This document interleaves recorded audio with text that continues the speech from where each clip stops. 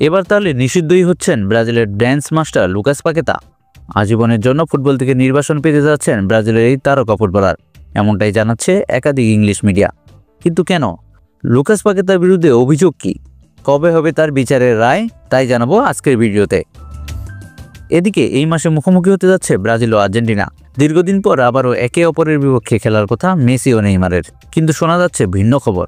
আসন্ন ম্যাচে দুই তারকাকে নিয়ে শঙ্কা, এ নিয়েও থাকছে বিস্তারিত। দর্শক, দীর্ঘদিন নেইমারের অনুপস্থিতিতে ব্রাজিলের মিডফিল্ডে নিয়মিত মুখ ছিল ক্রিয়েটিভ মিডফিল্ডার লুকাস পাকেতা। যতটুকু পেরেছেন নিজের সামর্থ্য অনুযায়ী ব্রাজিলকে জেতানোর চেষ্টা করেছেন, কিন্তু এরপরেও সদ্য ঘোষিত আর্জেন্টিনা ও কলম্বিয়া ম্যাচের স্কোয়াড থেকে বাদ পড়েছেন তিনি। বিশেষ কারণে তাকে দলে রাখেননি ব্রাজিলের কোচ দুরিবাল জুনিয়র। জানা গিয়েছে পাকেতার বিরুদ্ধে রয়েছে গুরুতর অভিযোগ, হতে পারেন আজীবনের জন্য নিষিদ্ধ। চলতি মাসে এর রায় আসবে, তাই তাকে দলে রাখার রিস্ক নিতে চায়নি ব্রাজিল কোচ।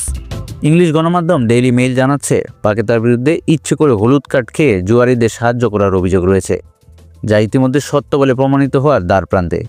তারা ক্লাব ওয়েস্ট হাম ইউনাইটেড এই বিষয়টি নিয়ে আশাবাদী নয়। তারা মনে করছে পাকেতা অভিযুক্ত এবং শীঘ্রই তাকে আজীবনের জন্য নিষিদ্ধ করা হবে। এই ঘটনা হলে ব্রাজিলের ফুটবলে নেমে আসবে কালো ছায়া। তারা হারাবে প্রতিভাবান একজন ফুটবলারকে।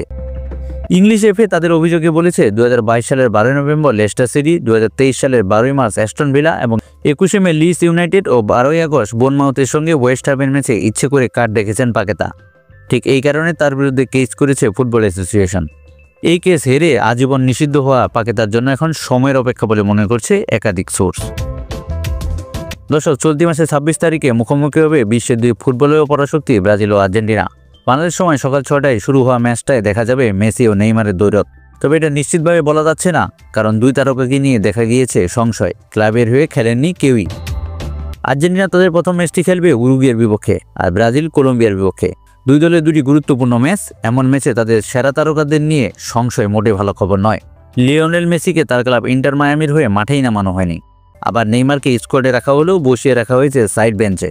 দুই তারকারই চোটের সমস্যা আছে বলে জানিয়েছে একাধিক মিডিয়া। নেইমার পেশিতে টান অনুভব করেছেন, আর মেসি টানা খেলার কারণে অস্বস্তি বোধ করছেন। চোট হতে পারে এমন আশঙ্কা থেকে তাকে খেলানো হয়নি বলে জানিয়েছে তাদের কোচ। নেইমারের চোট খুব বেশি গুরুতর নয় বলে জানিয়েছে সান্তোস কোচ। একই সাথে ব্রাজিলের দুই ম্যাচকে সামনে রেখে সবথেকে বড় সুপারস্টারকে নিয়ে কোনো ধরনের ঝুঁকি নিতে চাননি তারা। এর মধ্যে সান্তোস আর নেইমারের আলাদা কোনো ম্যাচ না থাকায় বাড়তি সুবিধাই হচ্ছে ব্রাজিলের। মহা গুরুত্বপূর্ণ দুই ম্যাচে নেইমারকে পুরোপুরি পাওয়া যেতে পারে এমন স্বপ্নই বুনছে তারা।